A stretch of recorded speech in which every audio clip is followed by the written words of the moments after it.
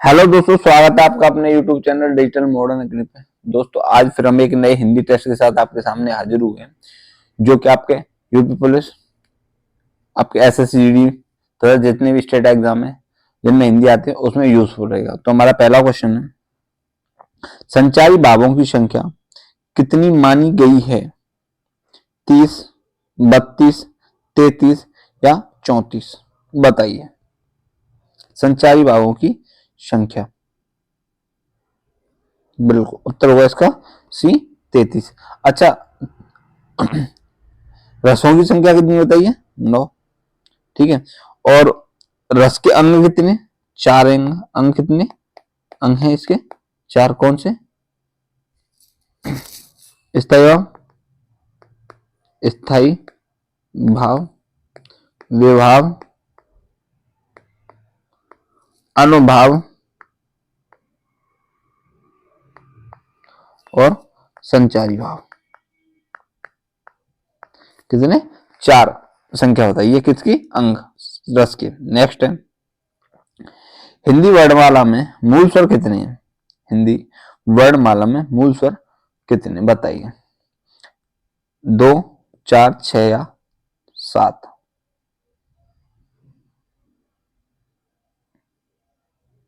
बताइए। 2, 4, 6 या 7?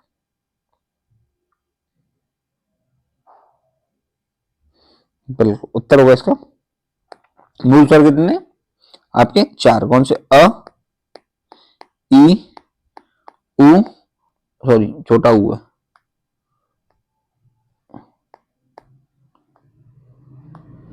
उ और आपका रे, ये आपके मूल स्वर। और आपके संयुक्त स्वर कितने? 7 है। संयुक्त स्वर, संयुक्त स्वर ध्यान रखना। नेक्स्ट है, वर्णमाला कहते हैं शब्द समूह को, वर्णों के संकलन को, शब्द गणना को या वर्णों के व्यवस्थित समूह को?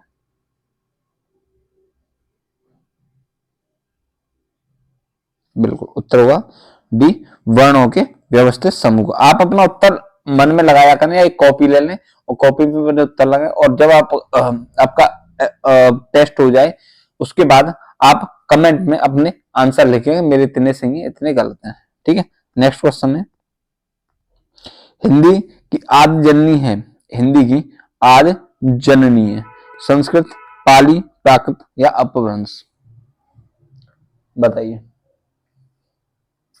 हिंदी की आदि जननी, आदि जननी है, बताइए। संस्कृत है, पाली है, प्राकृत है या अपभ्रंश है? बिल्कुल इसका उत्तर होगा संस्कृत। देखो, संस्कृत से विकास हुआ है किसका? संस्कृत से पाली का, पाली से प्राकृत का, प्राकृत से अपभ्रंश का, अपभ्रंश से अवहट्ट का, अवहट्ट से हिंदी का।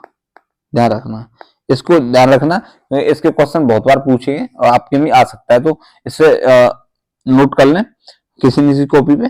ठीक है। नेक्स्ट है, शांत रस की स्थायी भाव क्या है? शांत रस का स्थायी भाव क्या है? बताइए। जुगुप्सा, क्रोध, शोक या निर्वेद? बताइए। शांत रस का स्थायी भाव,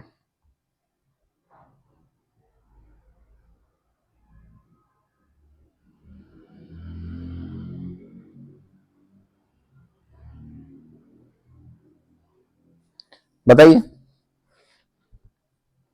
बिल्कुल उत्तर होगा क्या? निर्वेद। अच्छा, रसों की संख्या कितनी है? 9। 9 कौन कौन सा? देखो, पहला तो है श्रृंगारस, श्रृंगारस। अच्छा, श्रृंगार साथ ही साथ स्थायी भाव ध्यान रखना, श्रृंगार रस का जो स्थायी भाव है वो है रति, रति या प्रेम। दूसरा है आपका हास्य रस, हास्य रस, इसका स्थायी भाव कौन सा आपका? हास है, ध्यान रखना हास। फिर आपका करुण रस, करुण रस का स्थायी भाव कौन क्या है आपका? शोक। और रौद्र रस, नेक्स्ट है रौद्र रस, इसका स्थायी भाव, स्थायी भाव है इसका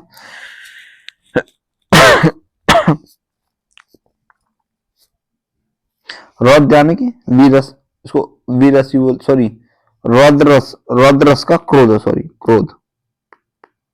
और आपका वीरस का, वीरस का आपका उत्साह, वीरस का उत्साह। अब बचा कौन कौन सा आपका, भयानक रस, ठीक है, या अद्भुत रस, अद्भुत। इसका जो स्थायी है विस्मय, विस्मय ध्यान रखना, अद्भुत का विस्मय। अब उसके बाद है बीभत्स, बीभत्स ध्यान रखना, बीभत्स का क्या है, जुगुप्सा, जुगुप्सा, इस तरह क्या है, जुगुप्सा ध्यान रखना। फिर हो गया शांत रस, शांत का स्थायी भाव है आपका निर्वेद, कौन सा, निर्वेद। अच्छा ये बात समझ, एक स्थायी, एक और रस है जो कि रसों से बिल्कुल अलग है, वो आपका वात्सल्य रस, कौन सा, वात्सल्य रस, इस बात को ध्यान रखना, कौन सा, वात्सल्य रस, वात्सल्य रस, ठीक है। नेक्स्ट क्वेश्चन है हमारा, संगार रस का स्थायी भाव, मैंने बताया अभी, उत्साह, शोक, हास्य, रति, बताइए संगार रस का स्थायी भाव बताइए।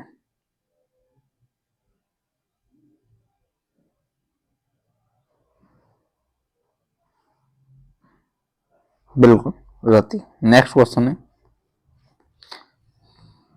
चारों चरणों में समान मात्रा वाले छंदों को क्या कहते हैं, चारों चरणों में समान मात्रा वाले छंद को क्या कहते हैं, सममात्रिक छंद, विषममात्रिक छंद, अर्ध अर्ध सममात्रिक छंद, या ये सभी, बताइए। बिल्कुल उत्तर होगा इसका सममात्रिक छंद। नेक्स्ट है, 13-11 मात्राओं पर यति एवं 4 चरण युक्त छंद है, 13-11 मात्राओं पर यति एवं 4 चरण युक्त छंद है, दोहा, रोला, चौपाई, कुंडलिया, बताइए।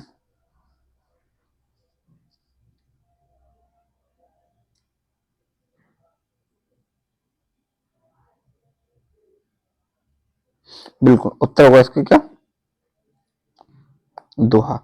इसके पहले और तीसरे चरण में 13-13 और दूसरे चौथे में आपके 11-11 मात्रा होती है, ध्यान रखना। इसका विपरीत 16 होता है, ठीक है। अच्छा चौपाई में 14-16 आपकी 16-16 मात्रा होती है प्रत्येक चरण में, ध्यान रखना। नेक्स्ट है, गबन के लेखक कौन है, श्याम सुंदर दास, रामचंद्र शुक्ल, मुंशी प्रेमचंद, या इनमें से कोई नहीं, बताइए। गबन के लेखक कौन है, बताइए। श्याम सुंदर दास, रामचंद्र शुक्ल, मुंशी प्रेमचंद, या इनमें से कोई नहीं, बताइए।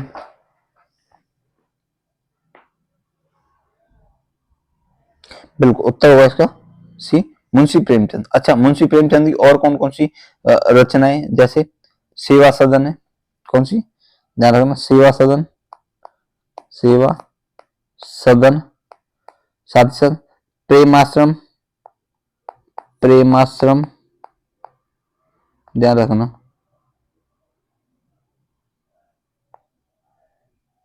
कौन सी, प्रेमाश्रम, साथ ही साथ आपकी रंगभूमि निर्मला, रंगभूमि निर्मला, ठीक है। निर्मला के साथ साथ आपकी गबन गोदान, गबन गोदान,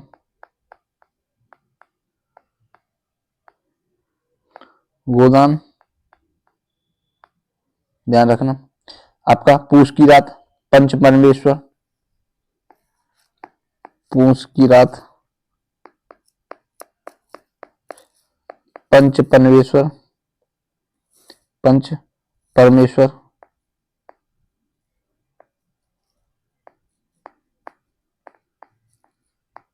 और आपकी प्रतिज्ञा, ध्यान रखना। ये इनकी प्रमुख रचनाएं। ठीक है, अब रामचंद्र शुक्ल की देख लो यहीं पे।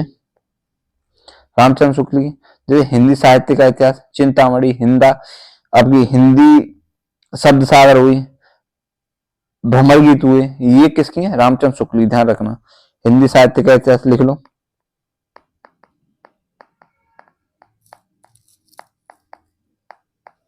हिंदी साहित्य का इतिहास, ठीक है। साथ ही आपके चिंतामणि, चिंतामणि हो गया, आपकी हिंदी शब्द सागर,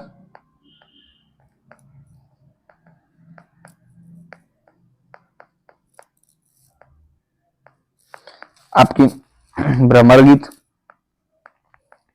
तो ये किसकी है? आपकी रामचंद्र शुक्ल की। ध्यान रखना, इन्हें क्या किया करो, जब मैं कराया करूँ एक कॉपी ले लिया करो, साथ ही साथ कॉपी में जैसे मैं बोल लूँ कौन कौन सी जैसे इंपॉर्टेंट एक्स्ट्रा चीजें बता रहा हूँ क्वेश्चन के अलावा, तो उन्हें नोट कर लिया करो, जो कि इंपॉर्टेंट होती है, जो कि किसी न किसी पिछले एग्जाम में पूछी, उन चीजों को मैं कराता हूँ। ठीक है, नेक्स्ट क्वेश्चन है, कुरुक्षेत्र के लेखक कौन है? कुरुक्षेत्र के लेखक कौन है बताइए? रामधारी सिंह दिनकर, भारतेंदु हरिश्चंद्र, गांधी या केशवदास? बताइए।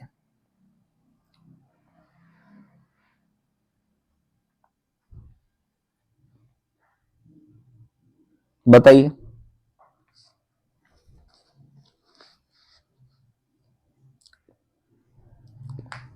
बिल्कुल उत्तर होगा रामधारी सिंह दिनकर। कौन से? कुरुक्षेत्र। अच्छा, रामधारी सिंह दिनकर और देख लो, जैसे इनकी एक रेणुका है, हुंकार है, कुरुक्षेत्र है, उर्वशी है, नीम के पत्ते हैं, रेणुका है। जो ये है इंपोर्टेंट जो कृति है वो किसकी है?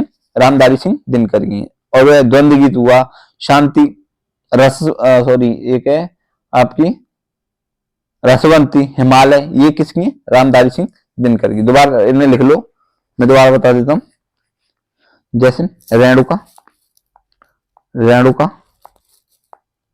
ध्यान रखना, रेणुका के साथ साथ हुंकार है, हुंकार, कुरुक्षेत्र मैंने बताई दी, उर्वशी, उर्वशी भी इनकी इंपोर्टेंट है जो पूछी गई है। ठीक है, नीम के पत्ते, नीम के पत्ते, साथ साथ आपके हिमालय, रसवती, रसवंती, ध्यान रखना, तो कौन सी? रसवंती। अच्छा, एक बात ध्यान रखना, जो इनकी प्रथम जो रचना थी ना रामधारी सिंह दिनकर की, वो थी आपकी रेणुका थी, ध्यान रखना। कौन सी? रेणुका इनकी प्रथम रचना थी, ध्यान रखना। नेक्स्ट है इसमें भारतेंदु हरिश्चंद्र की देख लो दो चार, जैसे भारत दुर्दशा हुई, भारत दुर्दशा, साथ ही सत्य हरिश्चंद्र, ठीक है, प्रेम मालिका, प्रेम माधुरी, प्रेम तरंगी, तो ये तीन, एक और प्रेम प्रलाप, ये चारों प्रेम से संबंधित, ध्यान रखना। कौन सी?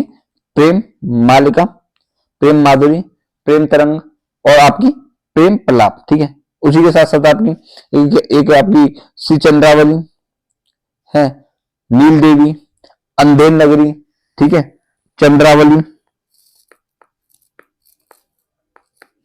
नील देवी, नील देवी, साथ ही साथ आपकी अंधेर नगरी, तो ये किसकी है? आपकी भारतेंदु हरिश्चंद्र की कृतियां। नेक्स्ट क्वेश्चन है, निम्नलिखित पद एक प्रत्यय लगने से बने हैं, इनमें से कौन सा पद गलत है? दैविक, सामाजिक, आपका भौमिक, पाक्षिक? बताइए।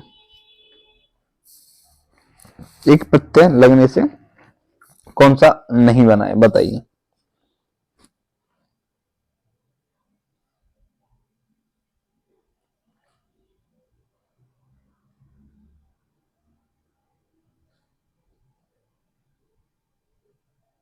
बताइए। बिल्कुल उत्तर होगा इसका डी, पाक्षिक। नेक्स्ट है, लेखक शब्द के अंत में कौन सा प्रत्यय लगा हुआ है? क प्रत्यय, इक प्रत्यय, आक प्रत्यय, अक प्रत्यय। बताइए।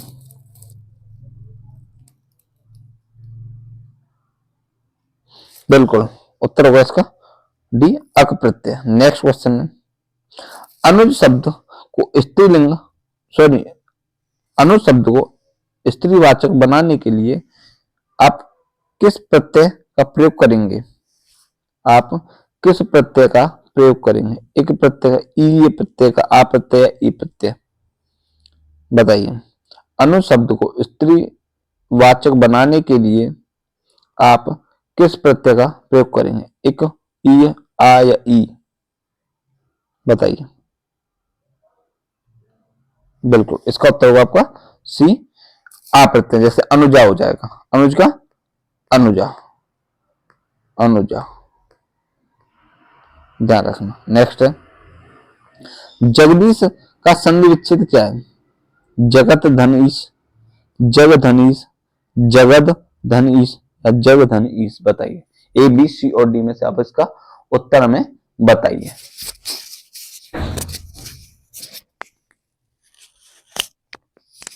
बताइए। बिल्कुल इसका उत्तर आपने सही बताया, इसका उत्तर ए होगा। ध्यान रखना, ए जगत धन ईश। ठीक है। नेक्स्ट क्वेश्चन है, कन कटा का संधि विच्छेद क्या है? कन धन कटा, कान धन कटा, दोनों रूप सही है, इनमें से कोई नहीं?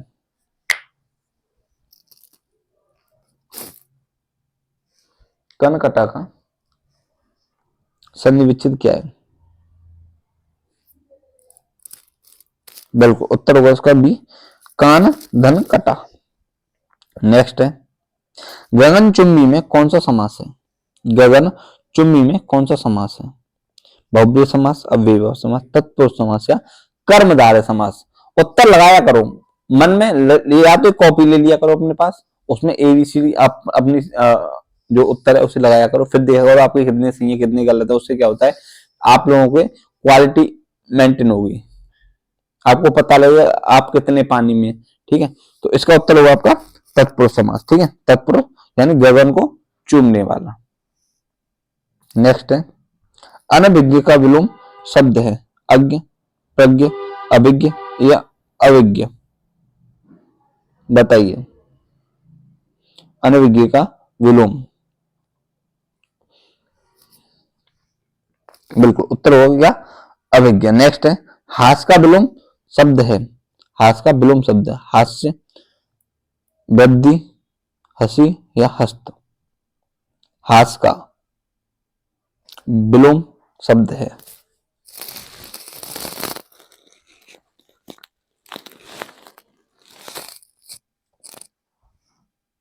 बिल्कुल उत्तर होगा इसका बी, वृद्धि। हास का विलोम क्या होगा? वृद्धि। नेक्स्ट है, वर्तनी की दृष्टि से शब्द का शुद्ध रूप कौन सा? ए, बी, सी और डी में से आप मेरे को उत्तर बताइए।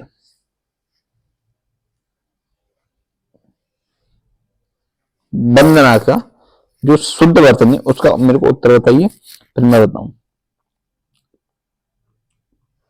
बिल्कुल उत्तर होगा इसका डी, वंदना। नेक्स्ट क्वेश्चन है, निम्नलिखित में से शुद्ध वर्तनी का शब्द है वान्मय? बताइए। ए, बी, सी और डी में से उत्तर छांटिए। वान्मय,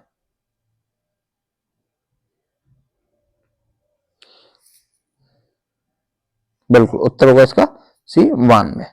नेक्स्ट है, इनमें से वर्तनी की दृष्टि से शुद्ध है अंतर्ध्यान, षष्टम, सहस्त्र या अनुसंगिक? ए, बी, सी और डी में से बताइए।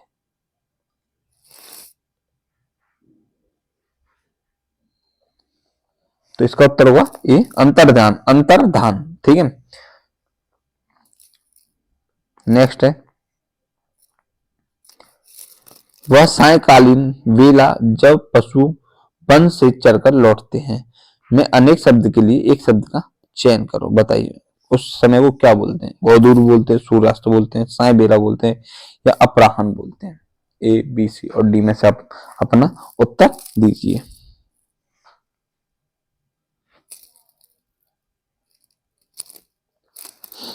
तो क्या होगा इसका उत्तर? गोधूल बोलते हैं। बहुत से बच्चे बोल रहे होंगे सूर्यास्त होता है, तो उस समय को सूर्यास्त नहीं बोलते, उस समय को क्या बोलते हैं? गोधूल बोलते हैं। नेक्स्ट है, जो दूसरों के सहारे जीवित रहे में अनेक शब्द के लिए एक शब्द का चयन करें। बताइए। परावलंबी होता है, पराश्रय पराश्रित होता है, परोपजीवी होता है, या पराधीन होता है? ए, बी, सी और डी में से अब अपना उत्तर बताइए।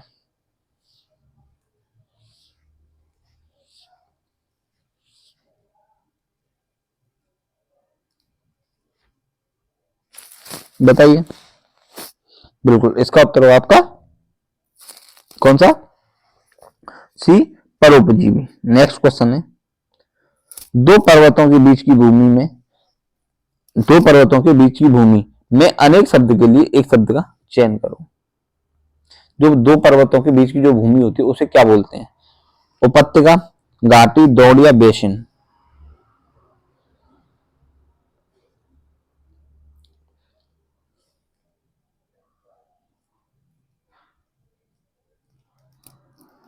तो इसे बोलते हैं, उत्तर क्या है इसका? ए, उपत्यका बोलते हैं।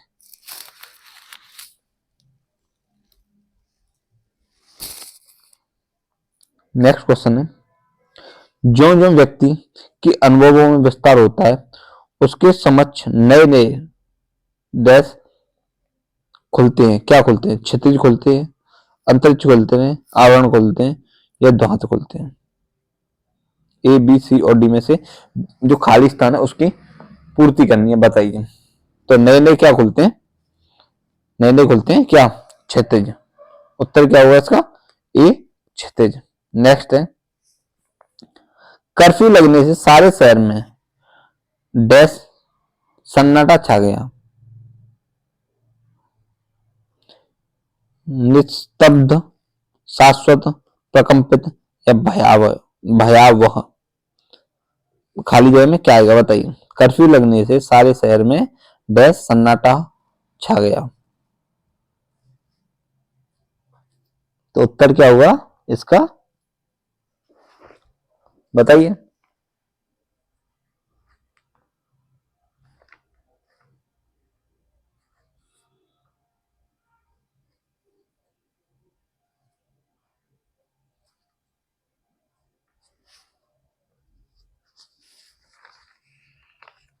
बताइए।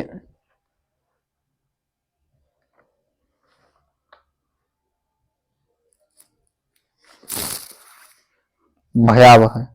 ठीक है, क्या होगा? भयावह सन्नाटा छा गया। नेक्स्ट क्वेश्चन, राजेश की बातों से डैश होकर संदीप ने उसे मारने के लिए तलवार खींच ली। पीड़ित, उत्साहित, आंदोलित, या उत्तेजित? बताइए। राजेश की बातों से डैश होकर संदीप ने उसे मारने के लिए तलवार खींच ली। पीड़ित होके, उत्साहित होके, आंदोलित होके, या उत्तेजित होके?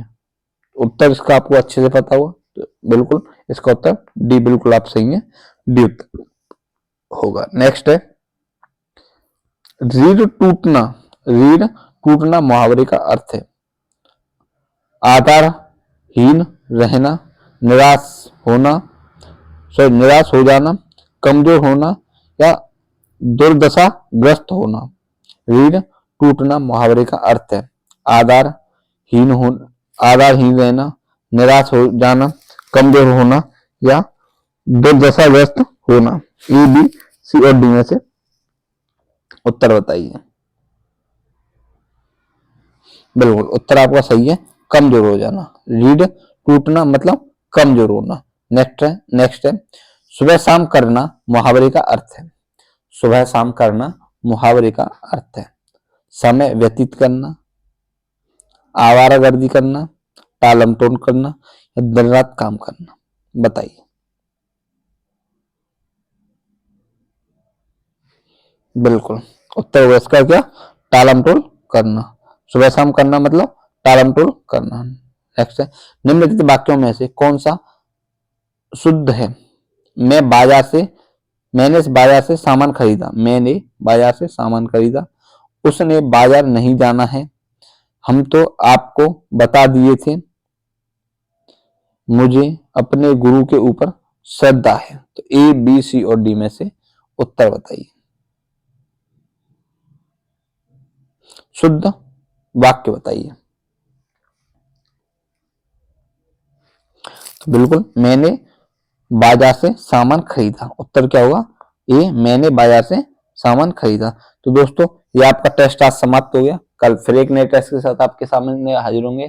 तब तक के लिए आप लोग अपनी पढ़ाई कंटिन्यू रखिए और अपने स्वास्थ्य का ख्याल रखिए। तो चलिए, इस टेस्ट को यह समाप्त करते हैं। नमस्कार।